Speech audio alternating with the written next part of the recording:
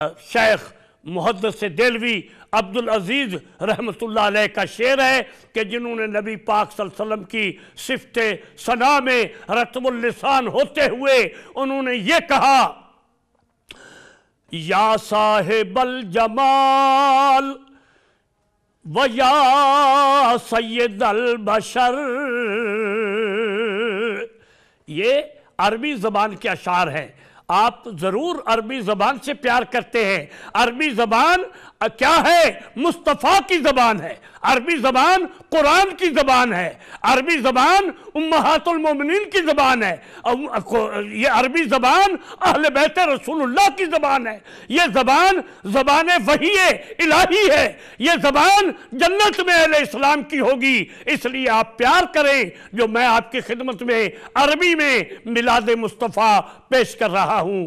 آپ نے کہا، یا صاحب الجمال و یا سید البشر،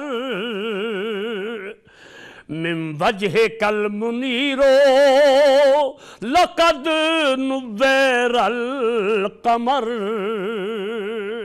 اے میرے آقا، آپ صاحب جمال ہیں، آپ سید البشر ہیں۔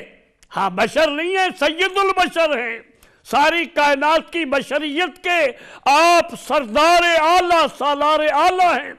اور فرمایا آپ کے چہرہ پاک سے یہ نور دیا گیا ہے چاند اور سورج کو، لقد نور القمر، اس سے روشن کیے گئے ہیں چاند سورج ستارے جو تیرے نور سے اللہ تعالیٰ نے ان کو منور کیا۔ عزیزان محترم آگے فرماتے ہیں، لا يمكن الثناء كما كان حقه، لا يمكن الثناء كما كان حقه، کہ بعد از خدا بزرگ توئی قصہ مختصر۔ آقا ہم کیا عرض کریں آپ کی خدمت میں؟ اگر خدا کے بعد کوئی ہستی ہے تو ذات محمد مصطفیٰ ہے۔ میں کہتا ہوں ان سے زیادہ اور خوبصورت الفاظ میں میلاد پاک میں تو نہیں پیش کر سکتا۔ اے حضرت محدث دہلوی رحمۃ اللہ علیہ، اللہ تعالیٰ آپ کی قبر کو نور سے بھر دے۔ آپ نے ہمارے لیے میلاد پاک کا یہ اہتمام کر دیا اور ہمیں آپ نے اس انداز سے حضور کا میلاد پیش کرنے کا موقع فراہم کیا۔ یہی نہیں، آگے چلیے تو ایک شعر اور ہے جس میں حضرت حسان ابن ثابت حضور کی بارگاہ میں فرماتے ہیں، ما مدحت محمدن بمقالتی، ما مدحت محمدن بمقالتی، بل مدحت مقالتی بے محمدی۔ ناظرین یہ بھی عربی ہے، اس کے معنی یہ ہے، یہ صحابی رسول یہ کہہ رہے ہیں، آقا میں اپنے لفظوں میں آپ کی صفت کیسے کر سکتا ہوں؟ میرے محدود الفاظ آپ کی عظمت کو کیسے بیان کر سکتے ہیں؟ میں تو آپ کا نام اپنے کلام میں لاتا ہوں تاکہ میری کلام معزز ہو جائے اور میری کلام کو دنیا پہچان لے۔ تو یہ ہے اصحاب رسول کا رویہ سرکار دو عالم صلی اللہ علیہ وسلم کے ساتھ۔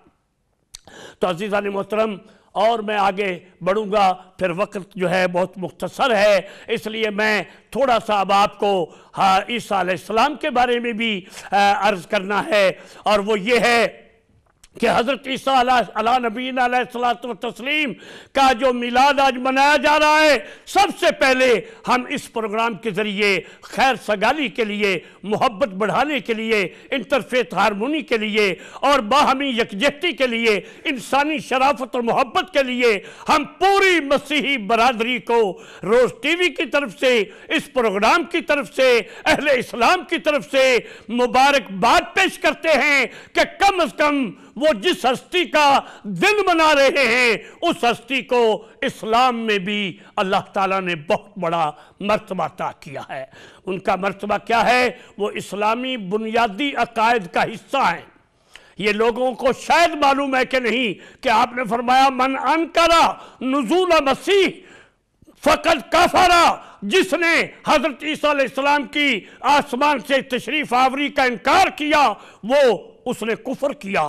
تو آپ اندازہ کریے اسلام میں حضور نے فرمایا لوگو تم کیسے، اے میری امت تم کیسے برباد ہو سکتی ہو کہ تمہارے آگے میں محمد مصطفیٰ، پیچھے حضرت مسیح اور درمیان میں حضرت امام مہدی علیہ السلام من اہل البیت ہوں گے۔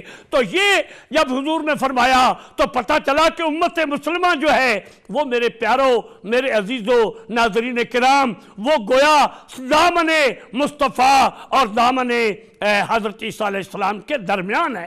لہٰذا ہمیں عیسیٰ علیہ السلام کا دن منانے کی بے حد خوشی ہے۔ اور میں آپ کو ایک حضور کا حوالہ دیتا ہوں۔ آپ جب مدینہ تشریف لائے تو مدینہ طیبہ میں دیکھا کہ یہودی روزہ رکھ رہے ہیں عاشور کا، 10ویں محرم کا۔ تو آپ نے ان سے پوچھا کہ آپ لوگ کیوں روزہ رکھتے ہیں؟ تو انہوں نے کہا کہ ہم یہ روزہ اس لیے رکھتے ہیں کہ اس دن اللہ تعالیٰ نے فرعون کے ظلم سے ہمیں نجات عطا کی تھی، اور حضرت موسیٰ علیہ السلام نے روزہ رکھا تھا تو انہوں نے فرمایا تھا کہ یہ روزہ ہمیشہ رکھنا اللہ کا شکر ادا کرنے کے لیے، تو ہم اس لیے روزہ رکھتے ہیں۔ میرے آقا صلی اللہ علیہ وآلہ وسلم نے یہ جو پھرتے ہیں کہتے ہیں کہ جی دوسروں کی نقالی نہ کرو، دوسروں جیسے ہو جاؤ گے، یہ ان کو عقل نہیں ہے۔ میاں حضور نے فرمایا نانو احق بے موسیٰ، ہم زیادہ حق رکھتے ہیں کہ 10ویں محرم کے روزے کو ان یہود سے زیادہ محبت کے ساتھ رکھیں۔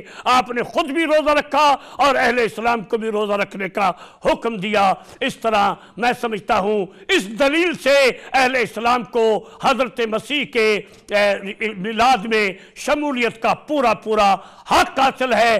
آقا نے فرمایا آنا اولا بے عیسیٰ، ارے دنیا والوں کتنے بھی تم قریب ہو جاؤ، ہم تم میں سے سب سے زیادہ قریب جو ہے وہ حضرت عیسیٰ علیہ السلام کے ساتھ ذات محمد مصطفیٰ۔ تو آخر میں یہ کہوں گا کہ بابا قوم وہ ہستی کہ جس نے پورے ایشیا کے مسلمانوں کو متحد کر دیا۔ کلونیلزم نے ان کو دست و گریباں کر دیا تھا، وہ آپس میں ایک دوسرے کے دشمن ہو چکے تھے، فرقہ واریت عروج پر تھی، ایک جنوں کا صورت اختیار کر چکی تھی۔ یہ قائد اعظم کی ہستی تھی جنہوں نے ان سب کو ایک کر دیا، نیک کر دیا، اور جس کے ثمرے میں اللہ تعالیٰ نے ہمیں پاکستان عطا کیا۔ خدا کی رحمتیں ہوں قائد اعظم کے قبر پر، ان کی مزار پر، اور ہم سب کو خدا تعالیٰ پاکستان کی حفاظت کی توفیق دے۔